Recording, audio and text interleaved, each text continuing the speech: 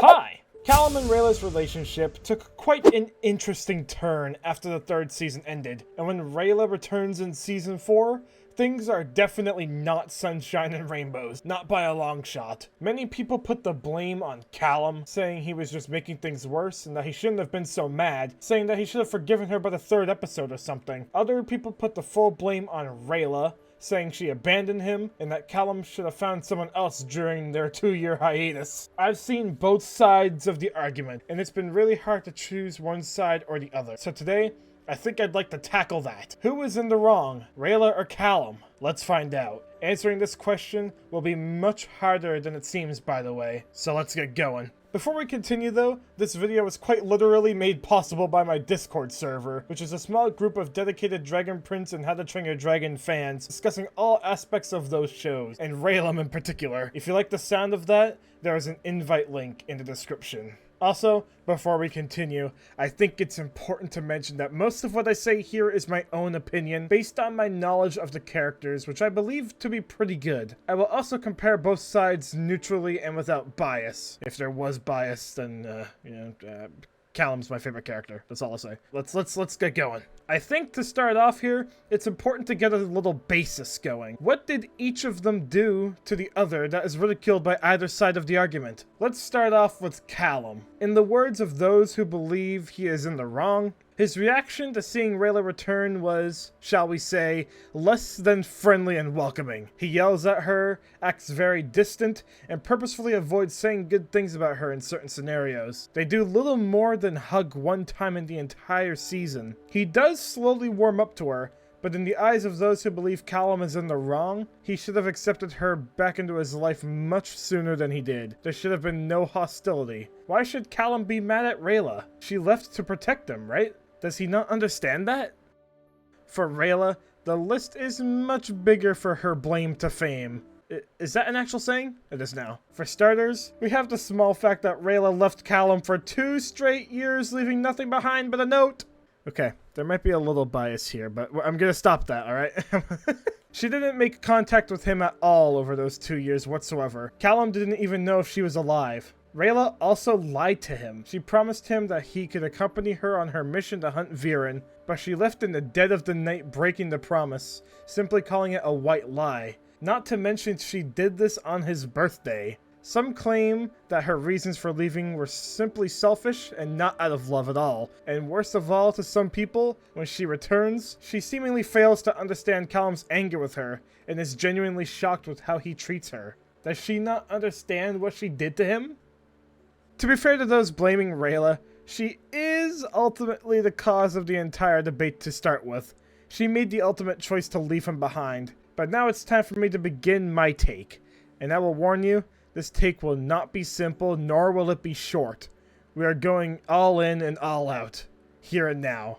So buckle up, keep your arms and rude comments in the vehicle at all times. I'm not this cringe, I promise. I would like to tackle this problem by focusing on each character through their own thoughts and ideals, through their own perspectives of the situation. This will give way to the ultimate issue at the heart of the conflict. Let's once again start off with Callum. Let's look at the issue through his perspective. Callum wants to help Rayla in any way he can. He cares about her greatly and loves her more than anything in the world. He sees the struggle that she is going through with finding out what happened to her family. He can empathize with her because he also understands what losing loved ones is like. When he helps her try to find them using the Moon Nexus, she comes out of it with the information that Lord Viren may still be alive. She wants to go after him and she insists that she goes alone. But Callum begs her not to go alone. It's dangerous. And not only that, he knew that he had made the biggest mistake of his life when he let her go into the Moon Nexus on her own.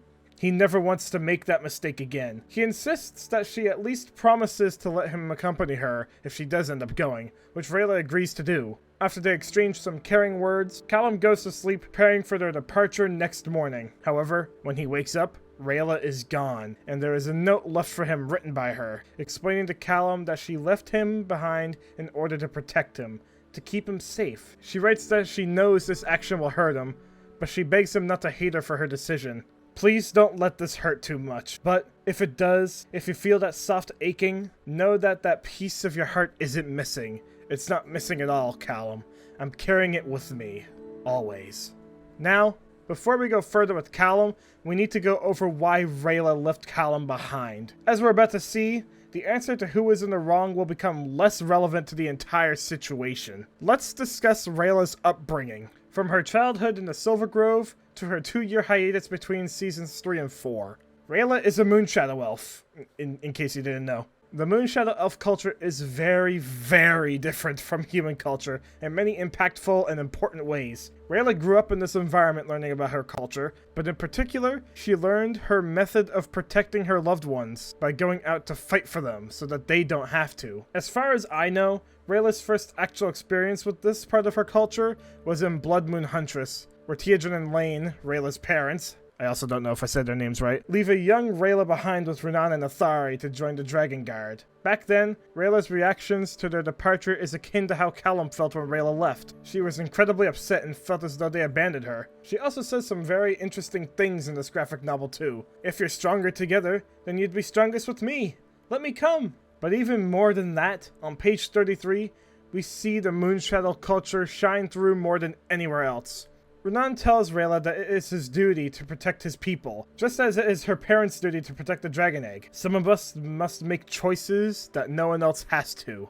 This is their mentality, their philosophy, their culture. And on this page, we also see that Rayla still rejects this idea quite firmly by claiming she would never do what her parents did. She would never abandon her family. Renan counters with a very true statement. Rayla was too young to understand this at the time. She is still adamant that she would never leave anyone behind. So, why did she leave Callum behind? Well, I think the answer is really quite simple. She grew up. She learned, especially through Renan's teachings, that leaving your loved ones behind to protect them was the way. She may have been adamant before, but the 15-year-old Rayla may simply look back on that memory and attribute it to her not understanding because of her age. Now, let's continue to look at the situation through Rayla's perspective. Rayla, after 15 years of living in the Silver Grove, suddenly finds herself amongst humans, and Callum in particular. This is the first time we know of where Rayla has been in contact with people outside her culture, if you don't count Sorrow, which I don't. Rayla calls humans weird for the things they do, but these are mostly small things like having a big feelings time, or, well, pretty much all the things human Rayla mocks humans for. Greetings, fella humans, human fellas. I sure do like hanging out with other humans and talking about things like money and starting wars. This is the part of the video where I will be throwing my own theories and opinions into heavy emphasis. In my opinion, Rayla's biggest issue here is that she literally doesn't possess the knowledge of any culture outside her own, treating protection any differently from her own. In her mind, what she learned was the way, not just the Moonshadow elf way. This, to me, is the reason why she left Callum behind, and is why she is so shocked by his treatment of her when she returns. In her mind, throughout the entire 2-year gap, she assumed Callum would understand why she left, because she literally cannot comprehend anyone not protecting someone in the same way as her. She may say something like, well, back then I didn't understand why my parents left me behind to join the Dragon Guard, but that's because I was young. I understand now. Callum is pretty much the same age as me, so surely he understands as well, right? As far as I know, Rayla has never been put into a situation that causes such a drastic culture shock to come into question. She never stopped to consider how different their methods of protection truly were, and if we're being honest, I still don't think she understands this yet. She would have no idea how Callum felt when she left, because, well, she wasn't there to see it. When she returns, she expects him to welcome her back with open arms, the same way Athari always welcomed Renan back after he returned from dangerous missions. But we of course know that that didn't happen, and Rayla doesn't quite know why. She says, I know my leaving hurt you. But to me, she only knows it hurt him because she felt the same way when her parents left. She's experienced it.